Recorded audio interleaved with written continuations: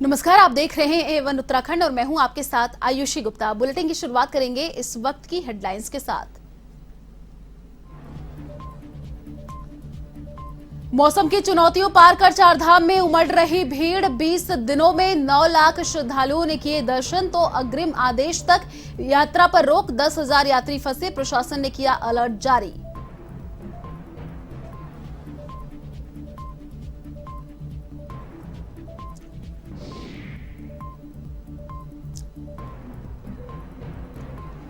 उत्तराखंड राज्यसभा चुनाव की अधिसूचना जारी। 31 मई तक कर सकेंगे नामांकन, तो 10 जून को होगा मतदान। राज्यसभा सांसद प्रदीप टम्टा का हो रहा है कार्यकाल खत्म।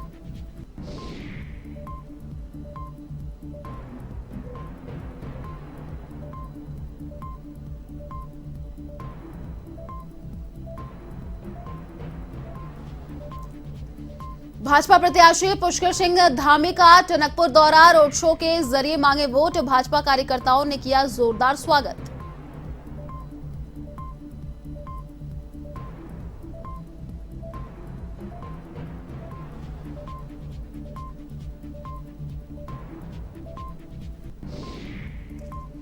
कैबिनेट मंत्री चंदन रामदास ने ली समाज कल्याण अल्पसंख्यक ज्ञान जाति बोर्ड की बैठक। लघु और ग्रामीण उद्योग विभाग को लेकर भी की गई चर्चा। रोजगार बढ़ाने को लेकर आवश्यक निर्देश दिए।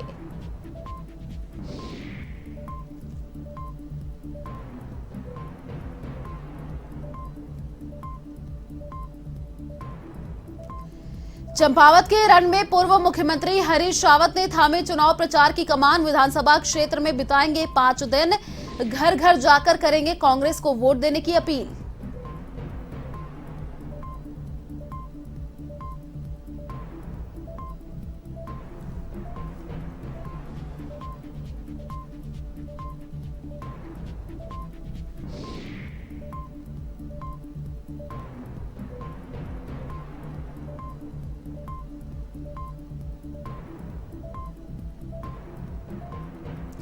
और अब खबरें विस्तार से। मौसम की चुनौतियों को पार कर चारों धामों में तीर्थयात्रियों की भीड़ उमड़ रही है। आपको बता दें कि यात्रा शुरू होने से अब तक 9 लाख से अधिक श्रद्धालु दर्शन कर चुके हैं और केदारनाथ धाम में दर्शन करने वाले श्रद्धालुओं का आंकड़ा 3 लाख के करीब पहुंच गया है। लेकिन फिलहाल रिमझिम बारिश होने पर प्रशासन ने एहतियातन केदारनाथ यात्रा रोक दी है। साथ ही आपको बता दें कि सोमवार को केदारनाथ यात्रा सिर्फ 1 घंटे ही चली और धाम पहुंचे श्रद्धालु दिन भर आराध्य के दर्शन करते हुए नजर आए। साथ ही आपको बता दें कि जिला मुख्यालय से गौरीकुंड तक जगह जगह हजारों यात्री रोके गए। प्रशासन ने बारिश के पूर्वानुमान को देखते हुए यात्रियों से जहां पर हैं वहीं रहने की अपील करते हुए सतर्कता बरतने को कहा है।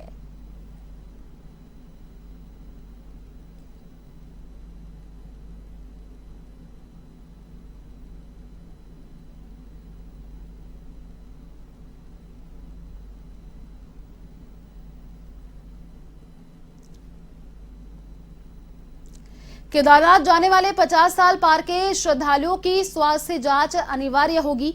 पर्यटन मंत्री सतपाल महाराज के निर्देश के बाद नई व्यवस्था लागू की गई है, जिसके तहत 50 वर्ष से अधिक उम्र के श्रद्धालुओं को हेल्थ चेकअप में फिट पाए जाने के बाद ही केदारनाथ जाने की अनुमति दी जाएगी। वहीं अभी तक केदारनाथ जाने वाले 1000 श्रद्धालुओं को ही रोजाना सोनप्रयाग में जांच की जा रही थी।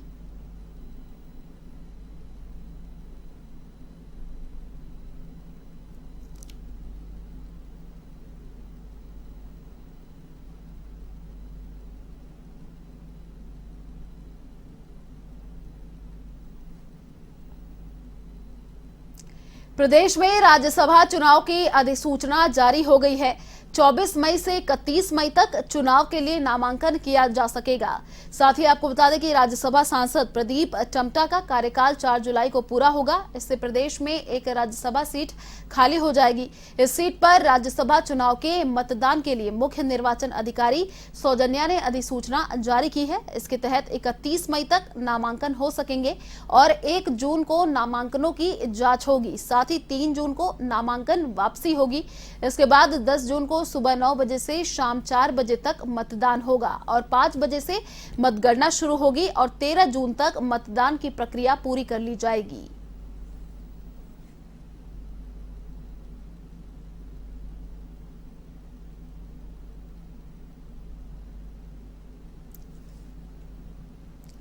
भाजपा प्रत्याशी पुष्कर सिंह धामी टनकपुर दौरे पर रहे, जहां उनका हेलीकॉप्टर टनकपुर स्टेडियम में उतरा और जोरदार स्वागत भी किया गया। जिसके बाद पुष्कर सिंह धामी ने रोड शो किया, जिसमें उन्होंने जनता से अपने लिए वोट मांगे। आपको बता दें कि पुष्कर सिंह धामी के इस दौरे से भाजपा कार्यकर्ताओं में खासा उत्साह देखने को मिला है।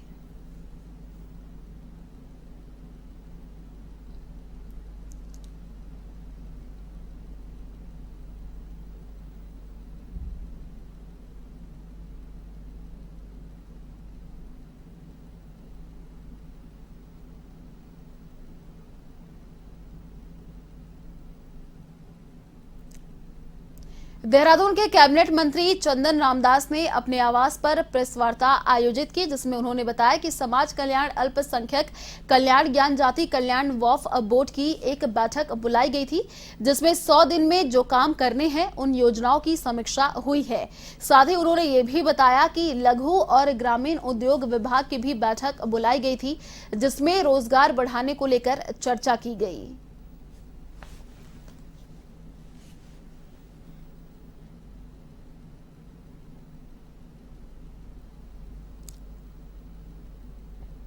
देखिए, उद्योग लगाने के लिए 3 चीज़ें बहुत आवश्यक होती हैं। पहला कच्चा माल, दूसरा कारीगर, तीसरा विपणन की व्यवस्था। कच्चा माल है वहाँ, अगर छोटा उद्योग लग जाए, इस समय इस जो आलू की बनी हुई चिप्स हैं, जो आलू के बने हुए प्रोडक्ट हैं, उनको बेचने में कोई दिक्कत नहीं है। तो तीनों संभावनाएं चंपावत में भी हैं, मेरे वहाँ चाय है उसकी संभावनाएं हैं। सभी जनपद में कोई न कोई प्रोडक्ट है। जड़ी बूटी को उद्योग के रूप में विकसित करने के लिए मैंने नया सर्वे किया है। कूट और कुटकी और ये 2-3 चीज़ें ऐसी हैं, इनको भी शुरुआत करने का हमने काम किया है। एक नया प्रोडक्ट अभी भांग का आ रहा है, जो इसमें नारिकोटिक डिपार्टमेंट जो है इसका, उससे दूर हटके उसका नया पौधा आ रहा है, एक छोटा पौधा, और उसको वैधानिक रूप देख के उसका जो पत्ता है उसका यूज हो रहा है। चंपावत विधानसभा सीट के लिए 31 मई को होने वाले उपचुनाव से पहले कांग्रेस ने चुनाव प्रचार तेज कर दिया है। आपको बता दें कि प्रदेश स्तरीय नेताओं के साथ केंद्रीय नेताओं का भी कार्यक्रम जारी कर दिया गया है। पूर्व मुख्यमंत्री हरीश रावत ने भी चंपावत पहुंचकर चुनाव प्रचार शुरू कर दिया है। कांग्रेस प्रचार में कहीं भी सत्तारूढ़ दल से पीछे नहीं दिखना चाहती है। कुछ लोगों की ओर से प्रचार किया जा रहा था कि कांग्रेस ने भाजपा को वॉकओवर दे दिया है। पार्टी ने इस तथ्य को कुप्रचार बताते हुए पूरी ताकत के साथ चुनाव लड़ने का दमखम दिखाया है। यही वजह है कि पार्टी प्रदेश अध्यक्ष करण माहरा समेत पूर्व प्रदेश अध्यक्ष प्रीतम सिंह, उपनेता प्रतिपक्ष भुवन कापड़ी, जसपुर के विधायक आदेश चौहान सहित तमाम नेता चंपावत में डेरा डाले हुए हैं।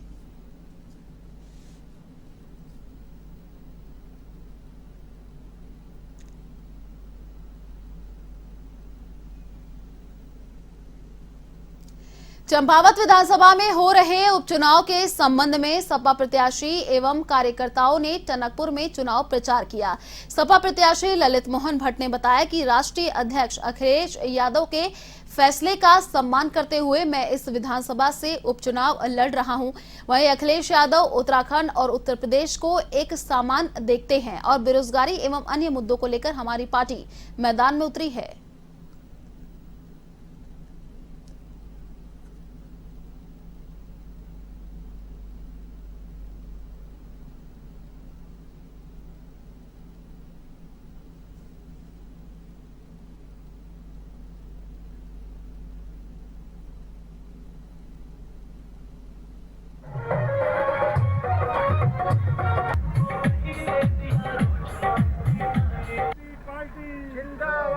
समाजवादी पार्टी जिंदाबाद, अखिलेश यादव जिंदाबाद, बहन डिंपल यादव।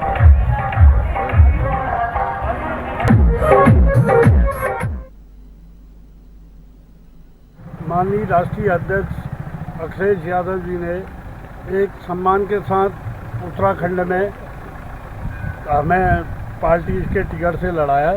और दूसरी बात यह है कि जो बेरोजगारी है, कोई रोजगार नहीं है, इसको देखते हुए माननीय राष्ट्रीय अध्यक्ष जी ने मुझे टिकट दिया था।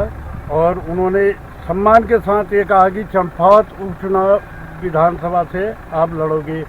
माननीय राष्ट्रीय अध्यक्ष जी पूरे उत्तराखंड को जैसे यूपी से अच्छा मानते हैं वैसे उत्तराखंड को भी अच्छा मानते हैं, क्योंकि माननीय राष्ट्रीय अध्यक्ष जी जो है वो एक समान उत्तराखंड यूपी को देखते हैं। यह मेरा कहना है कि जो है राष्ट्रीय अध्यक्ष जी ने ये भी कहा, अगर हमारी सरकार यूपी में आएगी तो जैसे यूपी का विकास करते हैं वैसे विकास उत्तराखंड का होगा। चमोली के माना गांव में 25 मई को बहुउद्देशीय शिविर का आयोजन किया जा रहा है, जिसमें जिला विधिक सेवा प्राधिकरण की सचिव सिमरनजीत कौर ने बताया कि राष्ट्रीय विधिक सेवा प्राधिकरण, सर्वोच्च न्यायालय और उत्तराखंड राज्य विधिक सेवा प्राधिकरण उच्च न्यायालय द्वारा ये शिविर आयोजित होगा, जिसमें राष्ट्रीय विधिक सेवा प्राधिकरण के अध्यक्ष उदय उमेश ललित, उत्तराखंड राज्य विधिक सेवा प्राधिकरण के कार्यकारी अध्यक्ष एसके मिश्रा, सदस्य सचिव आरके खुलबे और कई जज मौजूद रहेंगे। बहुउद्देशीय शिविर में विधिक जागरूकता के साथ साथ केंद्र और राज्य सरकार द्वारा संचालित जन कल्याणकारी योजनाओं की जानकारी दी जाएगी।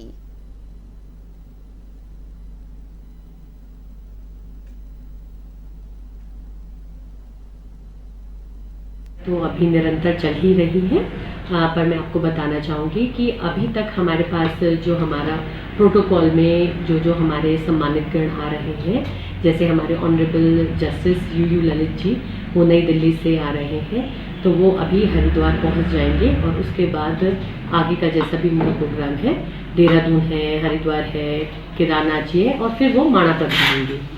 तो साथ ही साथ हमारे एक्टिंग चीफ साहब जो हैं honourable high court of Uttarakhand के, वो हमारे चेयरपर्सन भी हैं राज्य विधिक सेवा प्राधिकरण के, वो कल तक हमारे बीच होंगे और हमारे जो सचिव महोदय हैं सालसा के, वो भी आज वो रात यहाँ पहुँच जाएंगे और कल हम लोग बद्रीनाथ जी के लिए प्रस्थान करेंगे और माणा में जो हमारी तैयारियां हैं उनसे रूबरू करवाया जाएगा। जिला विकास प्राधिकरण के कारनामों का जिन बाहर आया है। बिना प्राधिकरण की अनुमति के शहर में 145 अवैध बिल्डिंग खड़ी हो गई, लेकिन प्राधिकरण को भनक तक नहीं लगी। आपको बता दें कि शासन के निर्देश के बाद अब प्राधिकरण नींद से जागा है और इन अवैध बिल्डिंग मालिकों को नोटिस जारी कर जवाब मांग रहा है। सिटी मजिस्ट्रेट हल्द्वानी व जिला विकास प्राधिकरण सचिव ऋचा सिंह ने बताया कि 145 अवैध भवन चिन्हित किए गए हैं, जिनके द्वारा निर्माण के लिए प्राधिकरण में आवेदन किए गए थे, लेकिन उनके आवेदन को पूर्व में ही रोक दिया गया था या फाइल आगे नहीं बढ़ी थी। उसके बावजूद भी इनके द्वारा निर्माण कार्य कर भवन तैयार किए गए। ऐसे में अब इन सभी भवन स्वामियों के खिलाफ नोटिस जारी कर जवाब मांगा जा रहा है।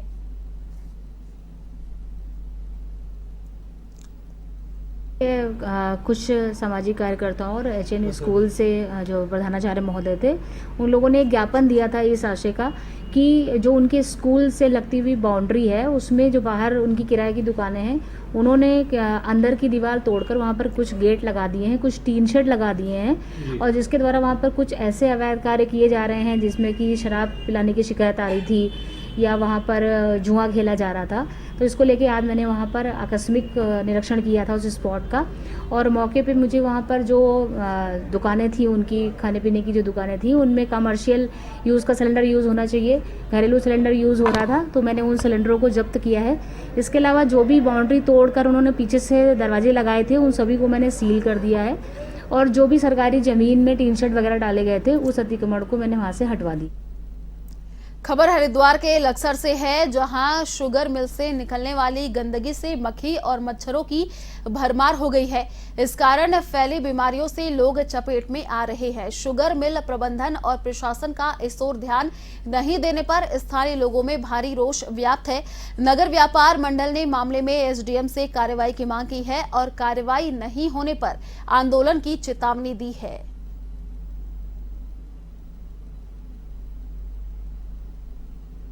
अक्सर में गंदगी जो है वो सिर्फ शुगर मिल की वजह से है। बाकी नगर पालिका यहाँ सफाई कर रही है, ठीक कर रही है, उस काम में कोई दिक्कत नहीं। शुगर मिल जो कंपोस्ट खाद यहाँ बनाता है अपने शुगर मिल की निकली हुई मैली से, उसमें दारू फैक्ट्री से निकले हुए पानी को घेर के। पूर्व में जो विधायक यहाँ पर रहे हैं लक्सर में, उनकी शेफ है शुगर मिल, ये सारा अपना खेल खेलती रही है शुगर मिल अपने व्यापार के कारण पूरे क्षेत्र की जनता के जो स्वास्थ्य से खिलवाड़ कर रही है वो अक्षम्य अपराध है। लक्सर में मक्खी और मच्छर का जो प्रकोप है, ये जो मैली का लक्सर में ये लोग मैली बना रहे हैं, उस कारण से ये उत्पन्न हो रही है और जो लोगों के स्वास्थ्य के साथ खिलवाड़ हो रहा है। और इसमें अगर कोई व्यवस्था शुगर मिल द्वारा नहीं बनाई जाती और इसके खिलाफ कोई काम नहीं किया जाता तो व्यापार मंडल इसमें उग्र आंदोलन करने को मजबूर होगा। खबर उधम सिंह नगर के दिनेशपुर से है, जहां मामा के यहां पढ़ाई कर रही 10वीं की छात्रा संदिग्ध अवस्था में मृत मिली। सूचना पर पहुंची पुलिस ने शव का पंचनामा कर पोस्टमार्टम के लिए भेज दिया। वहीं मृतका के परिजनों ने पुलिस को प्रार्थना पत्र देकर मृत्यु के सही कारणों का पता लगाने की मांग की है। आपको बता दें कि मामले पर थानाध्यक्ष विनोद जोशी ने कहा कि पुलिस जांच में जुटी है। पोस्टमार्टम रिपोर्ट से ही मृत्यु के सही कारणों का पता लगेगा।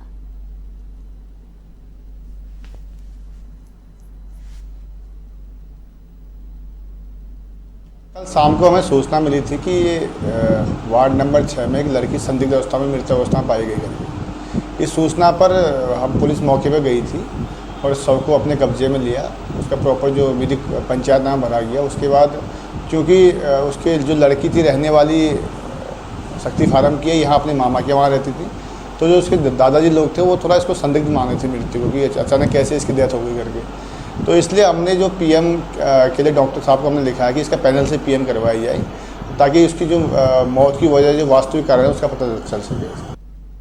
चलिए फिलहाल इस बुलेटिन में इतना ही। देश और दुनिया की तमाम बड़ी खबरों को देखने के लिए आप देखते रहिए A1 TV। नमस्कार।